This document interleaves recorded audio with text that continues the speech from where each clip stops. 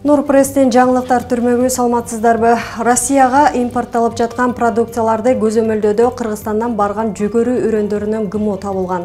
Мындан тышкары үрөндүк материалдын сорттук жана себүү сапаттарын тастыктаган документтер болгон эмес. Баштыктардагы маркировкада толук маалымат камтылган эмес. Бул факты боюнча Россельхознадзор Кыргызстандын Айыл чарба министрлигине билдирди. Маалыматка ылайык Кыргызстан Картахена протоколуна кол койгон. Ага ылайык өсүмдүк азыктарын жана ГМО үрөндөрүн ташып келүүгө жана көбөйтүүгө уруксат берилет. Ал эми Орусия документке кол койгон эмес. Ошондуктан Россия Федерациясына ГМО үрөндөрүн импорттоого тыюу салынган. Эскерте кетсек, жакында эле Россельхознадзор бир катар эреже бузууларды аныктап, Кыргызстандан сүт алууну токтоткон. Февралда аталган мекеме Кыргызстандын ветеринардык кызматына кайрылып, Россияга жөнөтүлүп жаткан форель менен форель икрасын экспорттоого лицензия берүүнү токтотуу өтүнүчүн билдирген. Буга тыюу салынган жана зыяндуу заттардын нормадан ашыкча экени себеп болгон. Бул киргизилген чектөө Кыргызстандын ветеринардык кызматы кайра карап чыгып, ЕАЭПтин жана Орусиянын талаптарына жооп бергенде гана алынышы мүмкүн экенин айтышты. Андан тышкары апрель айынын башында Орусиянын ветеринардык жана фитосанитардык кызматы Кыргызстандан барган колбасадан чочконун ДНКсы табылганын билдирген.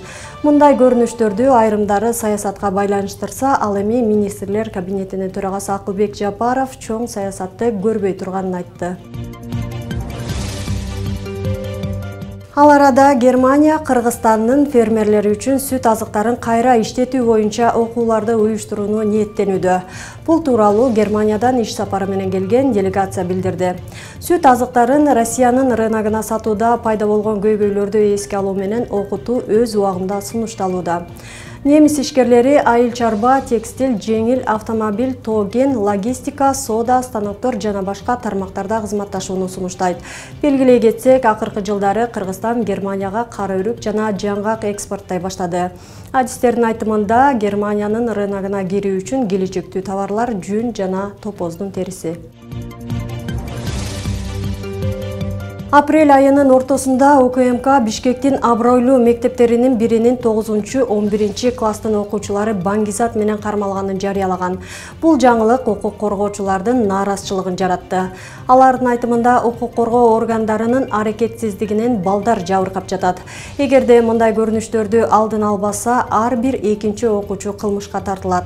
Мектеп окуучуларынын кармалышы боюнча маалымат жарыялангандан кийин укук коргоочу Назгүл Турдубекова жана анын кесиптештери тыюу салынган заттарды таратууга байланышкан телеграм каналдарын изилдеп чыгышкан.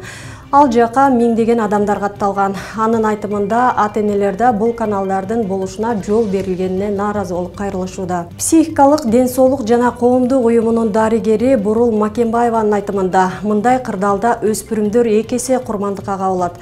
Анткени бул маселеде балдарды мындай иштерге аралаштыргандарды аныктап, аларды жазалаш керек. Дагы бир кооптондурган нерсе болуп жаткан окуяны жеринде токтотуунун ордуна ал балдарды укук коргоо органдары көптөн бери аңдып жүргөнү. Бул чоңдор тарабынан жасалганда түшүнүктүү, бирок мектеп окуучулары моралдык жактан жетилелик жана чоңдор менен бирдей жоопкерчиликти көтөрө алышпайт, дейт дарыгер.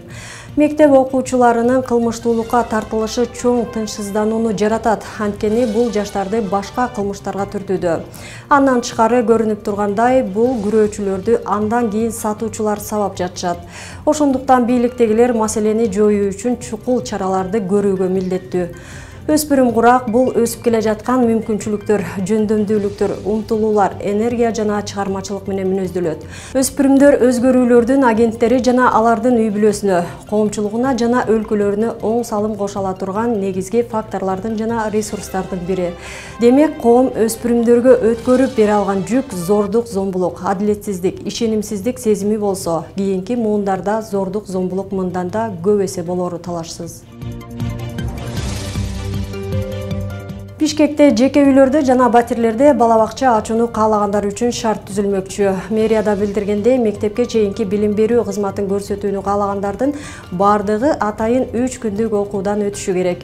Учурда бала бакча ачууну каалаган жеке ишкерлерден 107 кайрылуу келип түшкөн. Эскерте кетсе, Кыргызстанда балдардын 76% бала бакчага барбайт. Статистикага ылайык 1.200.000 мектепке чейинки курактагы бала бар. Анын 24% же 200.000ден ашыгы гана бакчага барат. Ал эми 900 миңге жакыны үйдө болот. Адистердин айтымында бакчага барбаган балдар өнүгүүдө артта калып, бул алардын келечегине таасирин тийгизет. Муну менен катар адистер балдардын мектепке чейинки билим алуусун маанилүү деп эсептешет. Ошондуктан каалаган жарандар мектепке чейинки билим берүү боюнча кызмат көрсөтө алат. Бул үчүн лицензиянын чоң имараттын болушу талап кылынбайт. Каалоочулар өзүнүн үйүндө 25 балага чейин, ал эми көп кабаттуу турак жайдын 1-кабатындагы батирде 10го чейин баланы карап бере алат. Нурпресстин жаңылыктарын YouTube, Instagram, Telegram, Facebook'tan окуй аласыздар. Нурпресс чындыктын изибинен.